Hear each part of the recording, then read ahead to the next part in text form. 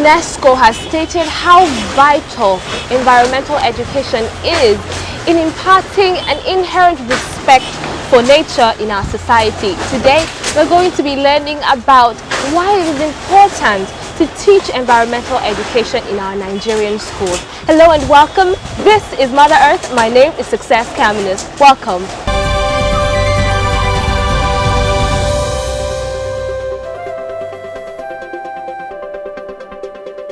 Welcome back. This is Mother Earth. You know our guest for today. Yes, he is a familiar face. I'm still here with Mr. Taiwo Adewale. He has been speaking with us about recycling, but today we're going to continue with why teaching environmental education is so important in our society. And we're using Nigeria as our focal point. Welcome again, Mr. Taiwo. Thank you. By the way, Mr. Taiwo rather. This man smiles amazingly. He's somebody's husband, and so I'm not going to encroach. I'm just going to appreciate the Lord's handwork in his life. Thank you very much. Welcome, sir. Thank you very much. By talking about what environmental education is for a layman, someone who does not know what it is, and then we'll pick it up from there. Okay, environmental education has to do with bringing people awareness about the environment they live, and like we keep on telling people, we only have one planet, so we need to take care of the environment very well. If we don't take care of the environment, we are going to see the negative aspect of it. For instance, if we decide not to dispose of waste properly, we put them in the drainage anytime it rains, environment will definitely fight back. So that's why whenever you see flooding, the environment is fighting back. I'll give a very good example. Look at the Bar Beach. Because people want to build houses, they started sand filling, but nature will definitely fight back. So anytime it rains, the flooding, water needs to flow. The air needs, so the environment will fight back. So that's why we need to educate people that your environment is the only thing you have. The planet is the only place you have. You can't say, okay, let me destroy the planet and go to another planet. No. So this is the only planet we have. So you need to educate people to know how to take care of the environment, and not only even about the waste management, even the air we breathe in. A lot of people now, they carry that waste, they set it on fire. Once you set it on fire, you are releasing gas into the environment. Some people carry the waste, they dump into the ocean. The fishes that you eat, definitely you are giving them poison. Of course. So you need to look at all the aspects of the environment, even the air we breathe in. You need to plant more trees. The more trees you plant, the more fresh air you have. Of course. So that's why I always give a very good example. If you sit under a tree, under a very sunny environment, you feel relaxed because the tree is giving out oxygen, and when you are taking out, the tree is taking it back. So every aspect of the environment is important. So that's why you need to educate every single person. That, in fact, let me give a very good example. When I went to university to do my master's in environmental management, people are saying, why do you want to go and study environmental management? Or do you want to be a sanitary officer? Because they believe if you go to study environmental management, it's either you are what they call the woles or the sanitary. But by 2010, I remember I was in the UK when I received an invitation.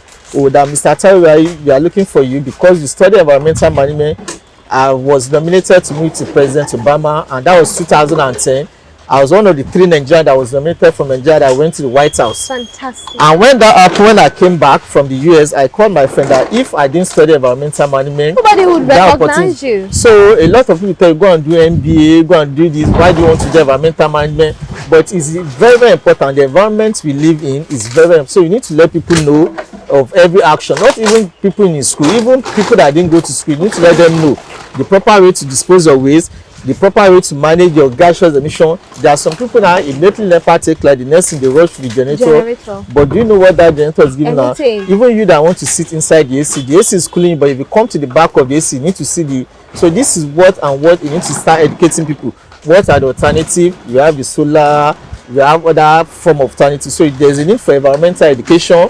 Not only even in school, even in household, community, let people know the action, because by the time the negative aspect come back, Nobody. We'll be all here to and that's why today, even mostly, even in the developed country, you have Hurricane Katrina, different names. The environment, we always fight back, despite the level of technology, advancement, and so on. As long as you are doing something, as long as negative to the environment will always fight back. So that's why we try to educate people: plant more trees, bag your waste, don't throw waste into the water bodies, know what you are releasing, even the chemicals we are releasing into the environment. And that's why you see a lot of improvements. We are talking about green items now, of course. So a lot of education needs to be given to people, and it's a continuous process. Either you are old or young, everybody needs environmental education. Okay, let's start off with Nigeria. Exactly. We have been speaking about teaching environmental education in general. Exactly.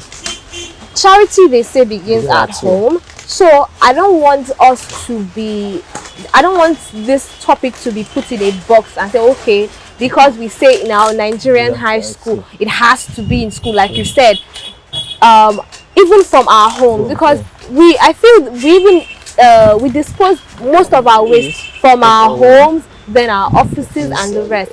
So Nigeria as a place, how do you think we can start educating our children even before they are even able to get into school, not to talk of high school? Yeah, like you said, charity begins at home, so we need to start from the house and going into the schools already in curriculums now. When developing curriculum, we also have what we call environmental education be factor in. I'll give a very good example. Last week there was a collaboration between Superb and Loma. Now Loma is drawing up what they call even a waste management education right from primary schools now in Lagos State. So it's starting from primary school. So there's a collaboration between Minister of Environment and Minister of Education, because you want to give education, you have to go to the school. So even every sector is attached.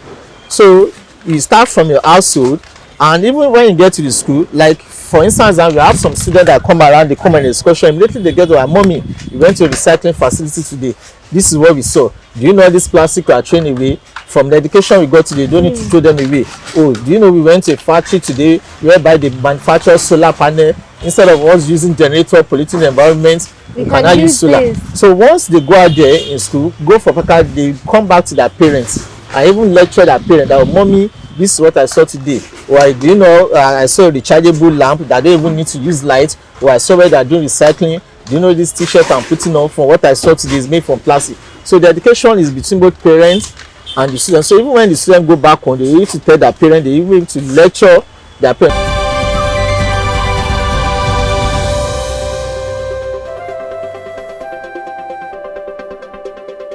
Even despite the fact that we have this recycling facility, some people in this area will tell you, I didn't even know something like this exists, and I used to pass every day. But because people are not even ready to learn, people are not ready to know.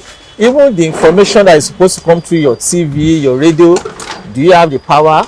Is there a power source? That's another because somebody issue. will say, oh, there's a program going on TV or radio, I don't have power. So that's why you see the alternative. Okay, you can have a solar TV, you can have a solar radio, and so on. But like I said, it has to do with education, enlightenment, publicity. People need to learn more. You don't just sit in one place. And there's a revolution that people things change every day. For instance, that just like when you are using a phone, somebody will tell you this phone you are using, nobody is using the normal phone. We have Android phone, we have iPhones, and there's upgrade. So as things are upgrading, people too need to upgrade. And even some of our parents will tell you, no. In 1970s, 90s, when I was in London, they do recycling. I don't believe we do recycling in Nigeria because I still operate a single dustbin. But abroad, whereby they know you have 3 or 4, 5 dustbins. Exactly. But when you tell some of them, oh, in Nigeria, do you know we do recycling? They say no. I don't believe we do recycling. It was only in London, when I was in London, or when I was a student, that know that in Nigeria, but it's because they don't know. So there's a need for more of information, dissemination, and you know, for the elderly people, majority of them still believe in newspaper. Why the youth now, they go on your Android phone and get all the news. So even through the print media also, they have a role to play. Sending out information, even the producer too, as they are selling the product. For instance, I gave an example of somebody selling the face mask, because that is another form of waste now that is everywhere, everybody use. As they are selling the face mask, you also need to educate. After using, this is how to dispose.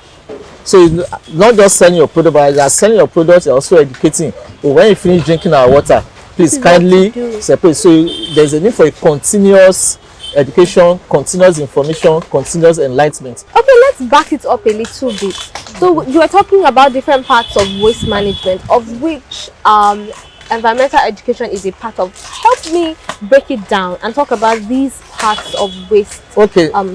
Now, when we even talk about the waste management, there are different aspects. We have composting, those organic waste. You know, when you separate away, you have the food waste. Those ones are regarded as organic waste. And I can tell you in Lagos today, there's a facility around Ikorodu there, whereby they convert those food waste from even markets. They produce about 300 bags of compost for agricultural uses for tree planting every day. They also have what we call upcycling. Upcycling is different from recycling. Upcycling are those whereby they get tires, they convert those tires to make furniture, to make seats, and you see somebody picking up a bottle, coming up with maybe a vase for keeping your pencil and so on. Those ones are called upcycling. While recycling is the complete transformation, you break down and produce. So there's a difference between upcycling and recycling. So when you come to waste management, you have composting from the organic waste, you have upcycling, and also have the recycling. So these are the different aspects of waste management. Amazing, fantastic. So I would like us to throw light on careers when it comes to environmental education and waste management in general, so that since this episode is talking about teaching people in high school, it means that they are about to leave high school. They are about to go into tertiary institutions where their life has begun, and they need to be on the path they want to tread for the rest of their life, and something that is going to bring money and resources for them. So when you look at environmental education in school, especially for those in higher institution as are going out, for instance, even in university, they have what they call the Center for Environmental Education, people that study toxicology, people that study waste management, people that study various aspects, environmental impact assessment. There are so many subdivisions under. So as a graduate, you can decide, so, okay, I want to focus on waste management, or I want to focus on toxicology, or I want to even work with either LASEPA or work with LOMA. They are different, or even a scientific officer. So there are so many areas. We have those that are into like the sanitary officer. Every local government you go to in Nigeria today, they have what they call the sanitary officer. These are people that have gone through environmental education. They are the ones that go from house to house to make sure your environment is clean, your sanitary everything is clean. So there are so many careers. You can even be a consultant. A consultant maybe focus on environmental impact assessment. Now when you talk about environmental impact assessment, for every developmental project you want to do in Nigeria today, you want to set up a factory, you want to build an estate, the first thing you have to do is called EIA, which is environmental impact assessment. What is the impact of this factory you are building in the environment? What is the impact of this housing estate you are building? So as an environmental expert, this is where you come in. You can earn your career from that. Then when you even come to the waste management, if you go to Loma today, we have a lot of waste managers and so on. Even when you even break it down, like I told you, you have people that focus on recycling, while some focus on upcycling, then while some say, okay, environmental education and agricultural compost. Okay, let me produce for my way, let me produce compost for agric purpose, for food production, for even tree planting. Because once you plant the tree, you need to nurture it to grow. So there are so many ways you can come in that, okay, as a career person, I either go to environmental impact assessment, I go to organic waste management, or I go to recycling or upcycling. So there are so many ways. You can even become an environmental sanitary officer, like I told you, attached to local government. So there are so many opportunities for you. Even working with a company, every organization you go to today, we have what they call the HSA, health safety officers. So every organization, you can decide, once you finish, you can be attached to a company. Is it the oil company? There's no oil company you go to today, they have what they call the health safety officer. There's no bigger organization, they have the HSC, that's the health safety and environment. Every organization, so there's always a job for everybody that study environmental education. We went to environmental education, will I end up checking people's toilets or checking their gutter if it is clean? But there are so many areas you can specialize on when you graduate. Yes, so just in case you are wondering if it is a clean job, if anything relating to environment as a career is worthy of pursuing, you have your answer, because this man was invited to the White House. I don't know what honor would be more than that. I mean, there are so many popular artists that we worship today, so many people, even governors and ministers that have not been to the White House, and just from the passion of keeping environment, waste management, this man has attained this great feat. I'm not going to go. I've been mentioning this ever since I stepped my leg here, that as if this business is calling my name. And now let's move on finally and talk about drafting, not only in Lagos, because most of these things we've been speaking about is in Lagos, centered in Lagos. I understand that this is a hub, and this is a place where waste is produced, and aside that, Lagos is our commercial capital, and we see people trooping in here. So how do you think it is best to spread this development, both when it comes to the curriculum and when it comes to face-to-face education across the 36 states of the Federation? Yeah, this is where the national orientation comes in. National orientation is under the Federal Ministry of Information, and they are supposed to go around the whole country. In fact, every state, they have what they call them, the National Orientation Agency, NOA, every state, and this is supposed to be their work. And apart from having that in the national policy on education, environmental education is there. So every state are supposed to implement the policy coming from the federal, just like the way we have the national waste policy, which every state has to adopt and implement. So the same thing with education and environment. So if you go to Ministry of Education today, they tell you we have environmental education as a curriculum, but it's not left for the states to now to break it down. How do we teach it in our schools? How do we break it down in government school, even in private school? Remember, we have the private school. So if we have some private school that focus more on environmental management and so on, and they even do more practical, let the students start planting trees in school, because it's not just about teaching but practical. People need to see it. You need to practice what you preach. So, but you need to, it now depends on the state, how passionate they are. But there's no state in Nigeria today that will tell me they are not passionate about the environment. Because when the disaster comes, when we talk of climate change now, is worldwide. You won't tell me the air that is blowing in Lagos will not get to the neighboring state. No, because it's the same air we breathe in. Anytime it changes, it's the same. So everybody, every state must take it. So once the passion is there, and Lagos is always like a study center, and we even have other states coming to Lagos to understudy 2 or 3 days. Okay, let's go to Lagos, because they know anything that work in Lagos, it definitely work. Not even only in Nigeria, even other West African country, they come to Lagos to understudy and go back. And I can remember 2 or 3 days ago, I have the State Waste Management MP was in Lagos for 2 days. So let me understudy where they were even in Unilag. Let's say Unilag is doing their recycling, so we can take the same thing back to that state. So there's a need for collaboration.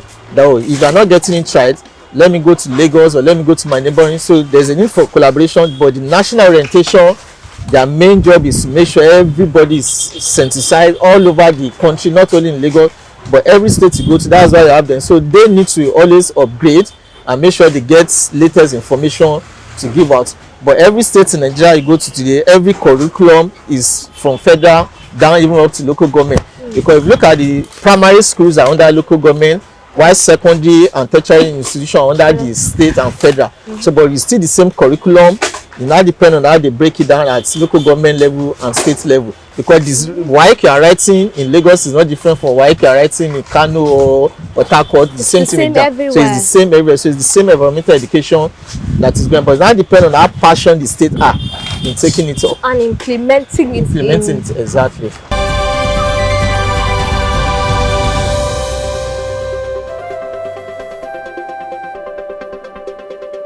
Okay, finally, before we go, let us talk about how, because I'm coming from a layman's perspective now. Okay. Is there any way Nigeria as a country is partnering with international bodies when it concerns environmental education? And if they are, please mention those bodies that we are partnering with that are. Okay.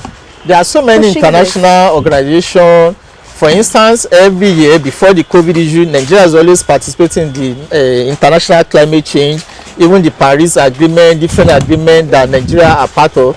So anything, even the United Nations Environmental UNEP, Nigeria is part of it. United Nations, we are part, even UNESCO. Nigeria are part of the UNDP, Nigeria are part of it. So most of these international organizations, Nigeria are signatory to most of them. So that is why in Nigeria today, you have the UN office in Nigeria, you have the UNEP, you have the UNDP, UNESCO, they are all in Nigeria today because we are signatory to all this. And when you talk of UNESCO, when it comes to education and so on, they are there. So combining education and environmental together. And I remember 2 or 3 months ago, we have some training from UNDP that were drafted here to come and learn more about recycling, because, and this were even sponsored by the Japanese government to show that the Nigerian government has collaboration with a lot of international organizations out there. Amazing. And so I feel that my mind has opened, and I know that when this is implemented, now I'm going to share my own story. Moving around, I've been to parks, I've met environmentalists just as yourself. I've seen NGOs and people that own organizations spread word about treating the environment as best as we can and living sustainably. And I feel that when this is implemented, people will now begin to learn why what is happening in our environment is happening. Somebody told me that certain trees are there and animals are in place to create a balance in life. So I feel that it's going to really help even children that are coming up to grow not with the mentality that we have, because it's only in Lagos you can see someone walking on the road and finish drinking Pepsi and throw the bottle anyhow. But I feel that if this is implemented, we can now grow to a point where we have social responsibilities.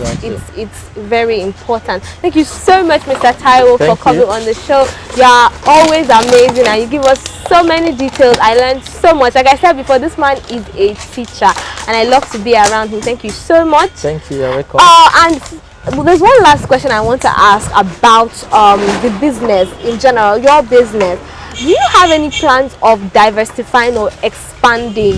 And what other aspect of waste and environmental management do you want to expand to? Yeah, of course. When we talk of expansion, like you said, we want to be in every state in Nigeria, and also want to move it further to do even what the off-takers are doing. Like I told you, the Indian, the Chinese, so we're also looking at processing it, whereby you come to see us as they are sorting is going into the machine, and what's coming out is a t-shirt or a mattress or pillow, which is what every businessman wants to do. So instead of sending them out or letting the foreigner take charge, we can be in control, and we want to ensure by every single state you go to, you see our facility closer to the people, every local government, every household. Oh, they talk about recycling. In fact, when they see bottle on the floor, the next thing is, oh, there's a drop-off center just 2 walk away in every state in Nigeria. Amazing. And that will mean more money for us, because we're not giving the foreigners that just come here, do it and take the money to their country, which is sad. Sad. I know that as the movement grows, we will get to that point. Definitely. Thank you so much once again. And this is where we draw the curtain. If you haven't learned anything, then your earpiece or your phone or television where you're watching has volume issue, because this man has talked and said everything from how it is beneficial to the importance and why it is vital to instill this values of environmental awareness in our children. And that's why I will remind you that train a child in the way he or she should go, and when he is old, he will not depart from it. So for a cleaner Nigeria, for a cleaner Lagos, I feel environmental education is more than important. Make sure to follow iBrandTV on all social media platforms to get more informative and entertaining programs like this. We are on YouTube. Make sure to subscribe until we come your way next time. My name is Success Caminist. Make sure to do your part. Mother Earth is watching.